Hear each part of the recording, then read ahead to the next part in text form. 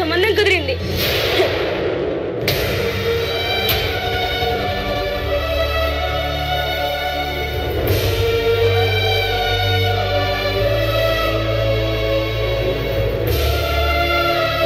నాన్న, నాకు పెళ్ళేంటి నాన్న? నా వయసు ఎంతని? ఆడపిల్లకి వయసుతో పనేంటమ్మా?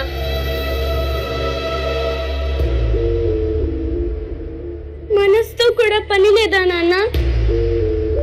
అంటే అంటే ఏంటి నీ ఉద్దేశం? నీకు చెప్పేంతటి దాన్ని కాదు. నాకు ఇప్పుడే పెళ్ళొద్దు. 10వ తరగతి పాస్ అయ్యాను. ఇంకా చాలా చదవాలి. ఆకాశంలో హీరించకుండా కాస్త నేల మీద నిలబడి మన పరిస్థితిని అర్థం చేసుకుంటే మంచిది. ఈడు జోడు బాగుంటుంది. నాకు నచ్చాడు అంతే. నాన్న,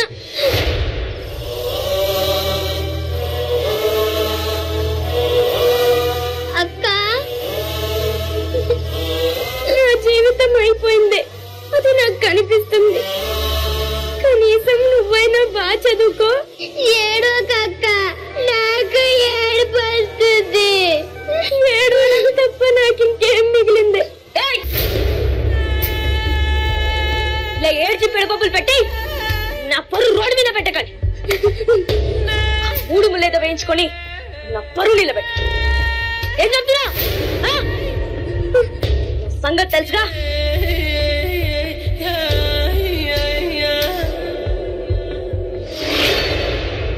మా కళ్యాణ సీతని ఏంటి పెళ్ళాడక? పెళ్లి మీకు కాదు, నా కూతురికి. త్వరగా రండి. తల్లిని దీవించి వెళ్ళరండి. ఈ మాటగా మాట చెప్పుకోవాలి గాని పెళ్లి చూడు ఎంత బాగా చేస్తున్నారు. అవునే, ఈ పొందే పస్తులను తీసుకొచ్చి పెళ్లి చేస్తున్నారు. ఎవ్వరికి అది పట్టదు. ఎంతసేపటికి పెళ్లి పోషణాలు, పెళ్లి పనులు తప్ప సిగ్గు లేకపోతే సరే. అవునే, పెళ్లికి పిలిచారు, వచ్చాము, తిన్నాము, పోయాము అన్నట్టే ఉండాలి. పద పద.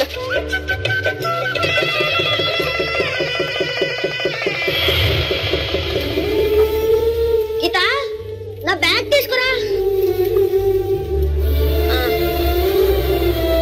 పిల్లలేరే? శ్వేత, లత, నాన్న వెళ్తున్నారు.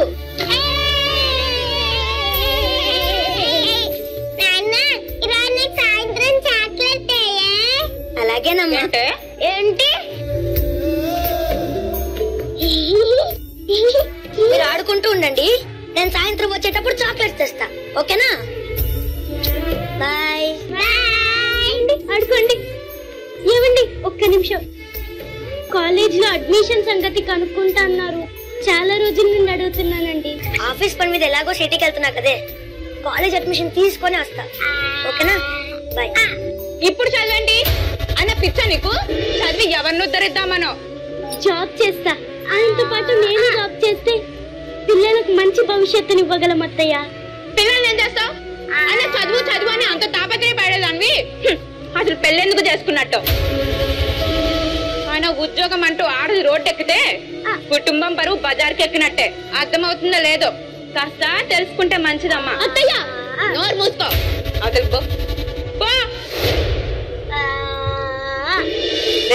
దీని గొడవ ఎప్పుడు ఉండేదే కదరా. వెళ్ళు. అమ్మా, నీకేం తెలియదు, నువ్వు ఊరుకో.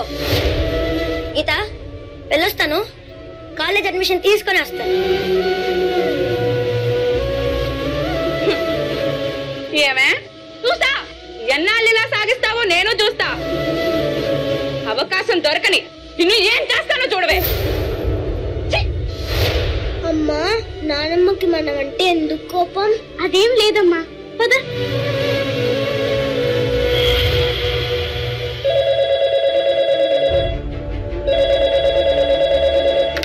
హలో హలో, మేము గాంధీ హాస్పిటల్ నుంచి మాట్లాడుతున్నాం.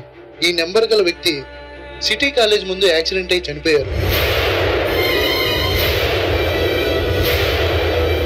వచ్చి బాడీని కలెక్ట్ చేసుకోండి.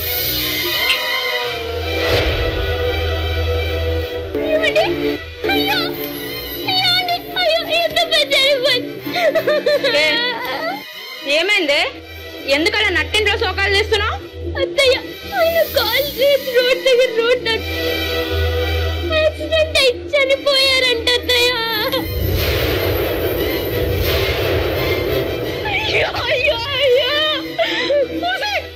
ఎంత పని చేస్తావే? చదువు చదువు అంటూ పొట్టలు పెట్టుకున్నావు కదే నీ చదువు చచ్చి ఉండాలి గాను బాగుండదు కదే ఉద్దరశ్రమ వదిలేది రే కుమార్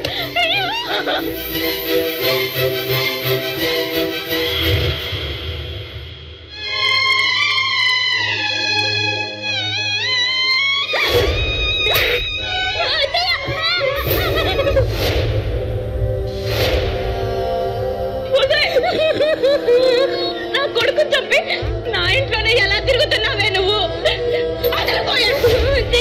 నా కొడుకుని మింగేసిన తిమింగలంబే నువ్వు వాడిని నిప్పుల్లో కాల్చేసి ఇప్పుడే మొహం పెట్టుకునే వాడి దగ్గర దీపం వెలిగిస్తున్న సిగ్గు లేకుండా బయటకు పోవే నువ్వు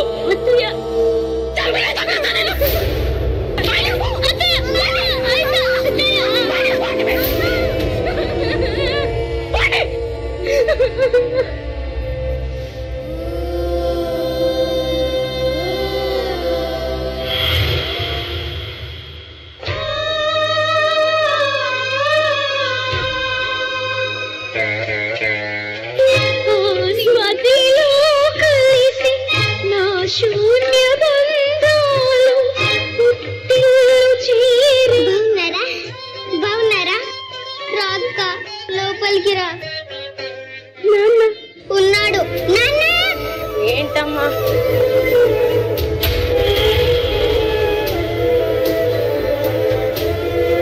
ఎలా ఉన్నావు నాన్న ఏదో ఉన్నాలే అమ్మా బక్కీలు అయిపోయిందని బాధ ముగ్గురిని పోగొట్టుకున్న నీ దురదృష్టం నీ చెల్లెలి పెళ్ళి అవ్వనిస్తుందా అని భయం మధ్య తరగతి తండ్రి ఇలాగే ఆలోచిస్తాడు ఇప్పుడు ఇవన్నీ ఎందుకు నాన్న అక్కి పరిస్థితులుంటే మీకు తెలియాలి మీరేం చిన్న పిల్లలు కాదు కదా లేకపోతే రేపు నిన్న నా మీద వేస్తారు నువ్వు చాలా తెలివిగా మాట్లాడతావు నాన్న సూటిగా మాట్లాడుతున్నాను నువ్వు అనుకుంటావు కానీ ఆ మాటలు ఎదుటి వాళ్ళ గుండెల్ని బద్దం చేస్తున్నాయి నాన్న భయపడాల్సింది నేను భర్తను పోగొట్టుకుని అత్తింటి నుండి గెంటేయబడి ఇద్దరు పిల్లల్ని పెట్టుకుని ఎలా బ్రతకాలని భయపడాల్సింది నేను బాధపడాల్సింది నేనే ఆ రోజు చదువుకోవాలని ఆశ ఉంది నీ మాట కోసం తల ఉంచినందుకు బాధపడాల్సింది నేను నీ జీవితాన్ని నాశనం చేసింది నేనేనంట నీ కర్మకి ఎవరినంటే ఏమొస్తుంది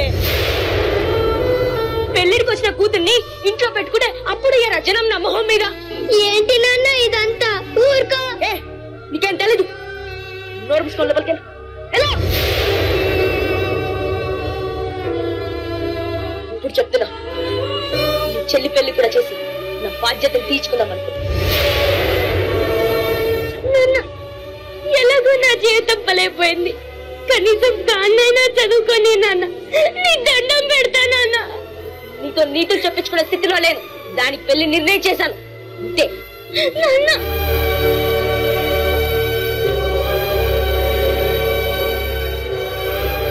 ఎక్కడికక్క పుట్టినిల్లు కన్న తండ్రి అక్కును చేర్చుకుంటాడనే ఆశతో వచ్చాను కానీ నాకు అదృష్టం లేదు నాన్నకు నేను నచ్చ చెబుతా నువ్వు ఉండిపో అక్క బంధాన్ని నిలుపుకోవాలంటే కావాల్సింది నచ్చ చెప్పే మాటలు కాదే ఇక్కడ కాస్త ఆద్రత ఉండాలి కానీ బాధ ఎక్కడ ఇస్తుందంటే నాన్నలో కూడా అది కరువు అయింది నా కళల్ని నేను నెరవేర్చుకోలేకపోయాను ఆ రోజే నాన్నతో గట్టిగా మాట్లాడుంటే ఏ బాల్య వివాహం జరగకపోయేది చక్కగా చదువుకునేదాన్ని నేను నా పిల్లలు ఇలా రోడ్డున పడవాలని కాదు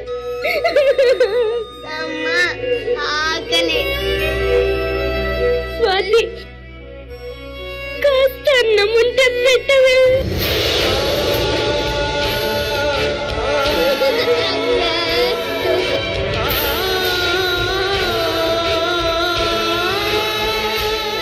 వెరీ సారీ అక్క అన్నం తిన్నావా అని కూడా అడగలేదు ఇప్పుడే వస్తా వెళ్ళిన కూర్చోండి అన్నం కొంచెమే ఉందక్క పిల్లలకు తినిపించు నేను ఇప్పుడే బజారుకి వెళ్ళి సరుకులు తీసుకొచ్చి వంట చేస్తా వెళ్ళొస్తా బాయ్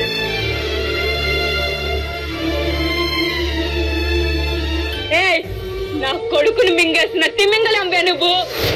ఒకటి పోగొట్టుకుని దురదృష్టం నీ చెల్లి పెళ్లి నవ్వనిస్తుందా అని భయం. చదువు చదువు అని బంగారం లాంటి మొగుడిని పొట్టను పెట్టుకుంది పాపిస్తుంది. చిచి, ఇలాంటి వాళ్ళ ముఖం చూడడమే పాపం. ఎవరేమనుకున్నా నాకు బాధ లేదు. నా చెల్లిని ఈ పెళ్లి నుండి ఎలాగైనా తప్పించాలి. ఎక్కడికి వెళ్ళాలో తెలియక చివరి ప్రయత్నంగా ఇక్కడికి వచ్చా. కానీ ఇక్కడ నాకంటూ ఎవ్వరూ లేరు. ఎలాగైనా నా చెల్లిని పెళ్లి నుండి తప్పించాలి.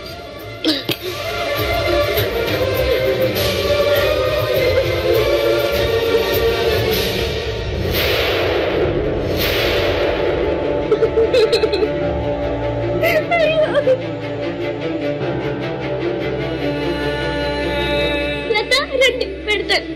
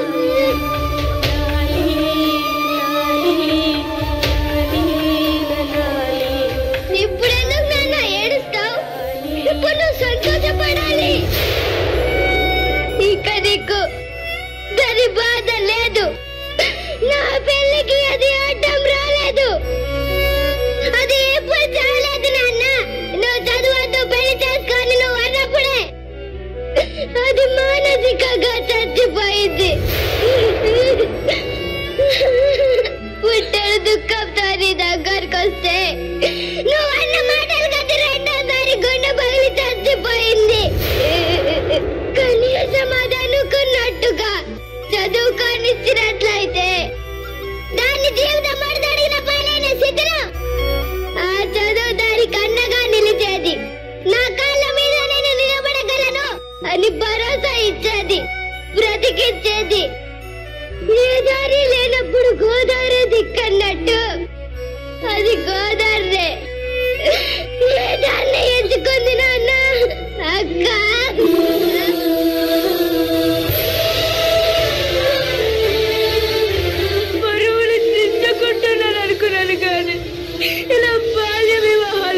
చేసి ఆ బరువుని బిడ్డలపై పడేసి కాళ్ళు తిరిగి చేస్తున్నానని తెలుసుకోలేకపోయానే.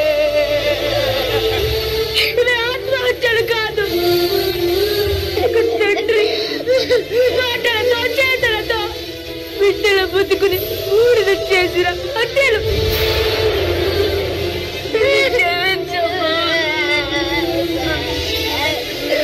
ఆడపిల్లల్లో చదువుకోవాలనే ఆశల్ని చిరిమేసి వారి శరీరాల్ని శక్తి సామర్థ్యాల్ని నిర్వీర్యం చేసి చివరికి జీవితాల్ని కబలించి బలిపశువుగా మార్చే ఆచారం బాల్య వివాహం. ఈ 21వ శతాబ్దంలో కూడా బాల్య వివాహాలు జరుగుతూ ఉండడం విచారకరం. వీటిని ప్రతి ఒక్కరూ ఖండించాల్సిన అవసరం ఎంతో ఉంది. ఆలోచించండి.